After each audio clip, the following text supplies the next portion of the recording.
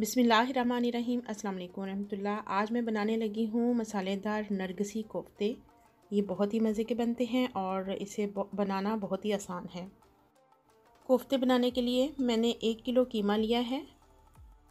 Spices में सब्ज़ मिर्चें मैं 2 ऐड करूँगी और रेड चिली पाउडर जो क्रश हैं आधा चम्मच उसमें ऐड करूँगी।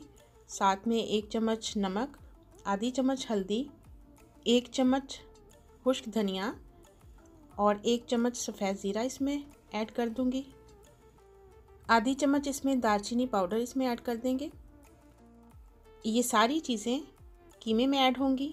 2 चम्मच खसखस के लिए हैं और 1 चम्मच कोकोनट पाउडर ऐड किया है और 4 चम्मच इसमें मैं बेसन ऐड करूँगी और एक पैन में इसे 5 मिनट तक हल्की आंच पे भून लेंगे। जब हल्की हल्की इसमें से खुशबू आने लगे तो इसको हम कीमे में ऐड कर देंगे और बाकी के जितने स्पाइसेस हैं वो भी इसमें ऐड करके इसे अच्छे तरीके से हम ग्राइंड कर लेंगे। सारा मसाला ग्राइंड करने के बाद आप देख सकते हैं बड़ी अच्छे तरीके से मिक्स हो गया है। अब इसमें मैं 2 अंडे ऐड कर दूंगी।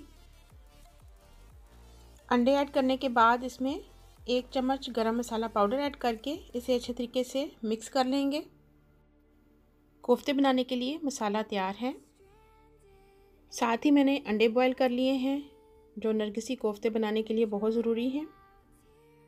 साथ साथ हम नरगिसी कोफ्ते बना लेंगे और उसके साथ ही इसका मसाला बनाने के लिए हमने 4 प्याज और थोड़ा सा लहसुन लिया है।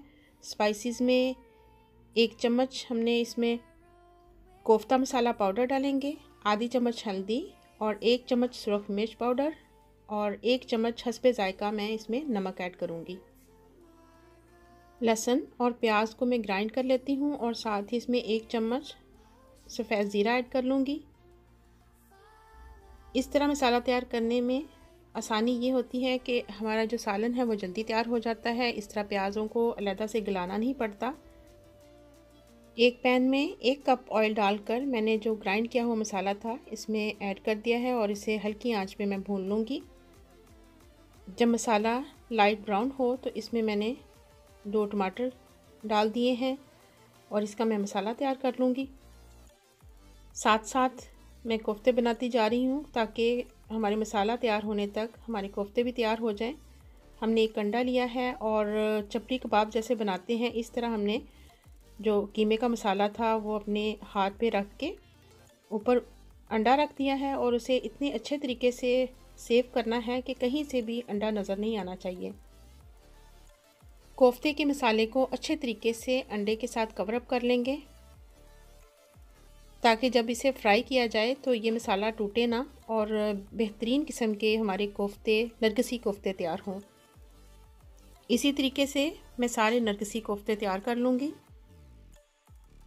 नरगिसी कोफ्ते बनाना बहुत ही आसान है और ये बहुत मज़े के बनते हैं। आप भी ज़रूर ट्राई कीजिएगा, यकीनन आपको भी ये नरगिसी कोफ्ते पसंद आएंगे। कोफ्ते हमारे बनके तैयार हैं। अब इसे मैं फ्राई कर लूँगी। मैंने एक पैन में थोड़ा सा ऑयल डाला है और इसे मैं हल्की आंच पे फ्राई कर लेती हूँ। आप चाहें तो डीप फ्राई भी कर सकते हैं। दूसरी तरफ नरगिसी कोफ्तों के लिए जो मसाला तैयार किया था वो भी तैयार हो गया है। जब हमारे टमाटर थोड़े से नरम हुए थे तो मैंने इसमें से सारे स्पाइसेस ऐड कर दिए थे और अब ये मसाला हमारा बिल्कुल तैयार है। एक तरफ हमारे कोफ्ते तैयार हो रहे हैं। कोफ्ते हमारे जैसे ही फ्राई हो जाएंगे हम एक एक करके इसमें ऐड करते जाएंगे और साथ इसमें जो मसाला बना हुआ है वो भी साथ साथ इसमें मिक्स करेंगे ताकि अच्छे तरीके से इसमें मसाला ऐड हो सके। नरगिसी कोफ्ते मैंने सारे इसमें ऐड कर दिए हैं। अब इसमें मैं 1 कप पानी ऐड करके इसे कवर अप कर दूंगी ताकि ये अच्छे तरीके से गल भी जाए और इसमें मसाला जो है वो भी अच्छे तरीके से ऐड हो जाए। ख्याल रहे कि नरगिसी जो कोफ्ते हैं इसका ऊपर से जो मसाला हमने ऐड किया है वो टूटे नहीं। मैं नरगिसी कोफ्ते जो बना रही हूँ उसे मसालेदार रखूँगी भुने हुए। आप अगर चाहें तो इसमें थोड़ा सा पानी ऐड करके शोरबे वाले भी बना सकते हैं। दोनों तरीके से ये बहुत मज़े के बनते हैं। हमारे नरगिसी कोफ्ते बिल्कुल तैयार हैं। इसमें मैंने सब्ज़ धनिया, सब्ज़ मिर्चें और सफ़ेद ज़ीरा पाउडर इसमें ऐड कर दिया है और अब मैं इसे डिश आउट कर लेती हूँ। आप देख सकते हैं नरगिसी कोफ्ते हमारे माशाल्लाह से बहुत अच्छे तैयार हुए हैं। अगर हमारी ये रेसिपी आपको पसंद आए तो हमें ज़रूर बताइएगा। अगली वीडियो तक इजाज़त चाहूँगी। दुआ में याद रखिएगा। अल्लाह हाफ़िज़।